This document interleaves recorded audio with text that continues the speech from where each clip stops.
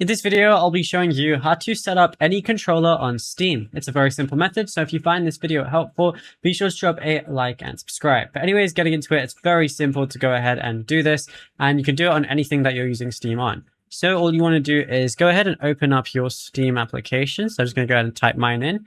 Once you do, by default, you'll be on your store page. Now, on the top left, click on your profile icon and then go over to settings. Now, you're going to see a lot of different things here, but you want to scroll down until you find controller. As you can see, mine is already connected. And the best thing to do is add a controller via a wire. So I'm using a USB-C wire. And the reason this is the best is because it gives you the lowest amount of input delay. The less input delay you have, the better everything's going to be. And the better your performance is going to be in games, which is especially important if you're playing online games. If you don't see your controller though, press add a new controller and it shows you exactly what to do. So you can pair a controller via Bluetooth as well, or connect directly via USB. And yeah, it's as simple as that. Now, if you found this video helpful, be sure to drop a like and subscribe and check out other tutorials on the channel as well.